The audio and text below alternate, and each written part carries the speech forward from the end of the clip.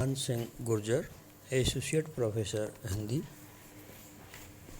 प्रिय विद्यार्थियों, आज मैं आपको रीतकालीन कवि केशवदास और उनके आचार्यत्व के बारे में यहाँ बताने जा रहे हैं। रीतकाल के प्रमुख सृजनधर्मी कलाकारों में आचार्य कवि केशव का अपना अलग स्थान है।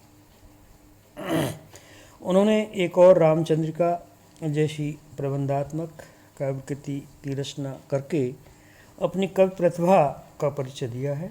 वहीं दूसरी ओर कवि प्रिया और रसिक प्रिया जैसे उत्कृष्ट ग्रंथों का प्रणयन कर साहित्य शास्त्र के आचार्य पद को अलंकृत किया है।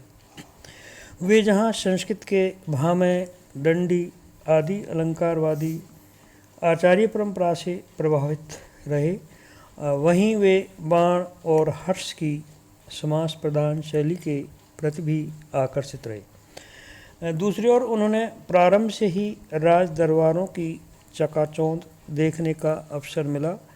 परिणाम स्वरूप उनकी रुचि अलंकार और वक्रोक्ति में अधिक रमने लगी।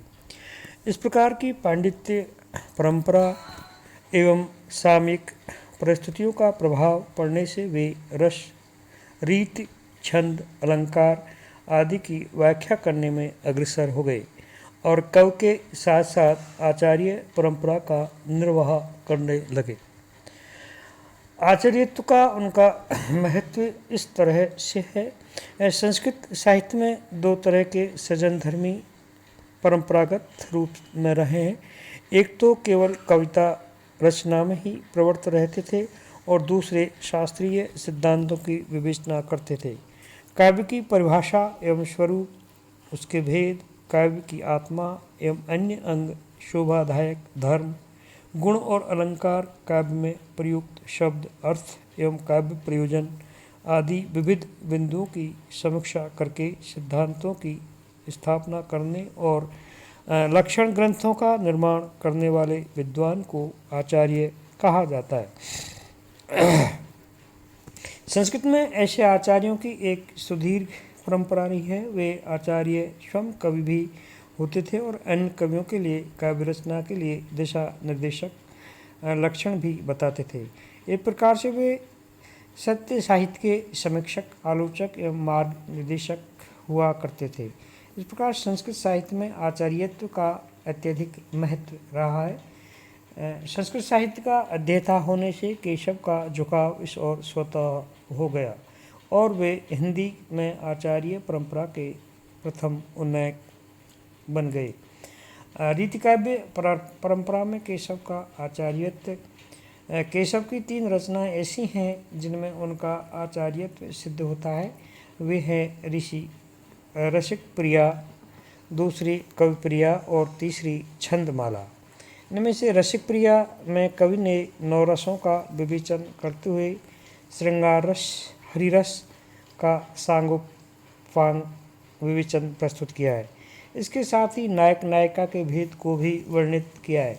कविप्रिया में काव्य दोषों, रीतियों, अलंकारों आदि का विवेचन जहाँ प्रस्तुत किया है, वहीं छंदमाला में 100 से अधिक छंदों के लक्षण उन्होंने प्रस्तुत किए हैं। इस तरह उपर्युक्त रचनाओं में केशव द्वारा काव्य शास्त्रीय लक्षणों की विवेचना करने से उनका आचार्यत्व रूप अधिक व्यक्त हुआ है।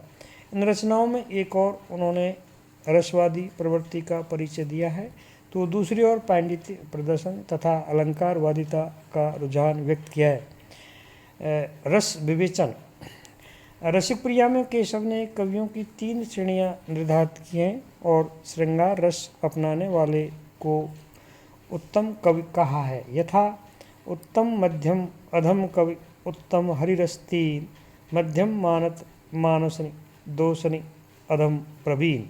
इसमें हरिरस से आचार्य केशव का आशय उद्दीप्त श्रृंगार रस से रहा है। इस प्रसंग में उन्होंने सभी रसों के विभिन्न अंगों और भेदों का विवेचन किया है। भरतमुनि द्वारा प्रतिपादित रस निष्पत्ति के सिद्धांत के वे समर्थक माने जाते हैं। उन्होंने भावों को व्यापक रूप दिया है और विभावों, अनुभावों और सात्विक भावों का समावेश भावों में करते हुए उन्हें ही कवियों का जनक बताया। जैसे आनन लोचन वचन मम प्रगट मन की बात, ताही सो सब कहत है भाव कविन के तात। केशव ने अनुभावों का विवेचन करते हुए उद्दीपन विभाव को विशेष महत्व दिया है और सात्विक भावों की संख्या 8 बताई है। उन्होंने संचारी भाव 33 के बजाय 35 माने हैं। रस सिद्धांतों को उन्होंने नवीनता दी है और अन्य सभी रसों को श्रृंगार रस के अंगरूप में प्रस्तुत किया है। परंपरा के अनुसार उन्होंने श्रृंगार को ही रसराज माना है और उसका प्रतिपादन हरिरस के रूप में किया है। नायक नायिका भेद निरूपण, जो कि दूसरा है। रसिक प्रिया में केशव ने रस विवेचन के साथ नायक नायिका के भेदों का निरूपण किया है। इस विवेचन में उन्होंने पूर्ववर्ती आचार्यों की परंपरा का अनुसरण किया है। उन्होंने नायक के 4 भेद माने हैं: अनुकूल, दक्षिण, शठ और दृष्ट। नायक में 8 गुणों का प्रतिपादन किया है: अभिमानी, त्यागी, तरुण, कोक, कलान, प्रवीण, भाव, छत्री, सुंदर, धनी, रुचि, शुचि, सदा कुलीन। केशव ने रसक प्रिया में श्रृंगार के सूक्ष्म पक्षों की विवेचना करते हुए नायिका भेद पर विस्तार से प्रकाश डाला है। उन्होंने नायिका भेद के लिए जाति, कर्म, अवस्था और प्रकृति के ये 4 आधार माने और नायिका की विभिन्न चेष्टाओं एवं विलासों का प्रतिपादन किया है। नायिकाओं के स्थूल मासल चित्रण को देखकर कुछ समीक्षकों का कथन है कि केशव का नायिका भेद वर्णन काव्य शास्त्र की दृष्टि से अधिक महत्वपूर्ण है, परंतु देखा जाए तो यह केशव की हृदयता एवं रसिक प्रवृत्ति का परिचायक है और इससे उनकी प्रौढ़ काव्य शास्त्रीय दृष्टि अभिव्यक्त हुई है। अलंकार विवेचन। कविप्रिया में केशव ने काव्यगत दोषों, कवि प्रसिद्धियों, रीतियों और चित्र काव्य के भेदों का निरूपण किया है। इसमें उन्होंने सर्वाधिक महत्व काव्यालंकारों को दिया है। नायिका के नक्शिक वर्णन में केशव का अलंकारवादी व्यक्तित्व प्रकट हुआ है। अलंकारों में भी उन्होंने कुछ अलंकारों को विशिष्ट माना है। वे अलंकार हैं: विभावना, हेतु, विशेषोक्ति, उत्प्रेक्षा, आक्षेप, श्लेष, निदर्शना, अर्थान्तन, न्यास, व्यतिरेक, रूपक, दीपक, उपमा, यमक, पर्यायुक्त आदि। सामान्य अलंकारों के अंतर्गत उन्होंने वर्ण, वन्य, भूश्री और राजश्री इन 4 भेदों का निरूपण किया है।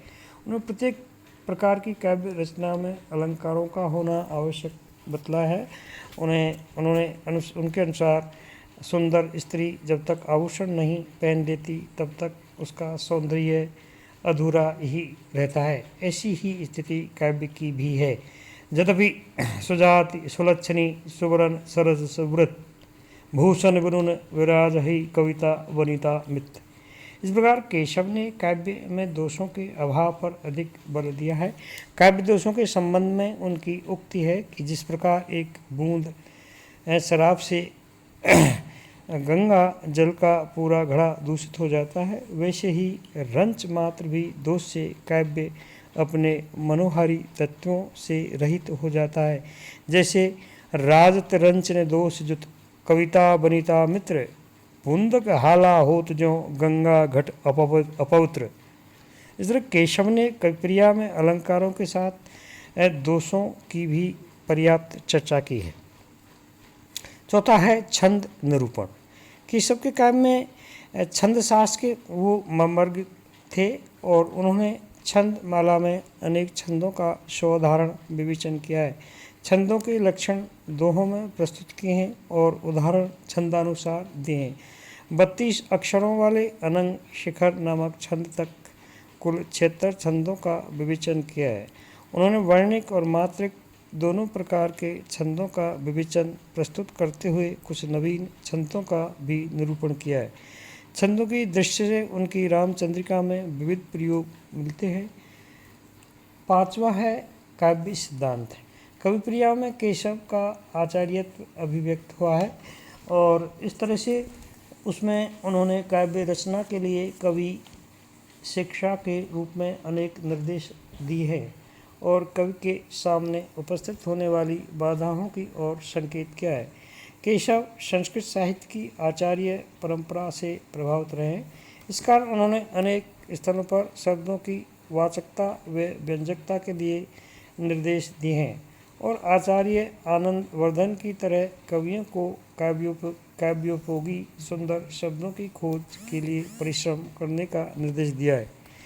चरण धरत चिंता कृत चितवत चारों ओर, सुबरन को शोधत भरत कवि व्यभिचारी चोर। काव्य सिद्धांतों की चर्चा में केशव ने रस, रीत, छंद, अलंकार एवं नायक नायिका भेद पर अधिक बल दिया है और उनकी विस्तार से चर्चा की है। इस आधार पर उनका आचार्यत्व रूप अधिक परिपुष्ट हुआ है। निष्कर्षतः हम कह सकते हैं कि संक्षेप में कहा जा सकता है कि केशव रीति काव्य धारा के प्रथम आचार्य कवि सिद्ध होते हैं। उन्होंने रीति ग्रंथों अर्थात लक्षण ग्रंथों के आधार पर काव्य रचना की। इस कारण उनमें क्लिष्टता एवं पांडित्य आ गया। वस्तुतः केशव हिंदी काव्य परंपरा के ऐसे प्रथम आचार्य हैं जिन्होंने कविप्रिया, रसिकप्रिया और छंदमाला इन तीनों रचनाओं में काव्यशास्त्र के जिन लक्षणों का विवेचन किया उनका प्रदर्शन रामचंद्रिका में स्थान स्थान पर किया। इस कारण रामचंद्रिका का लक्ष्य एवं लक्षण ग्रंथ रूप सामने आए। अतः रामचंद्रिका में छंद और अलंकारों का वैविध्य देखकर केशव का आचार्यत्व निभ्रांत रूप से प्रमाणित हो जाता है।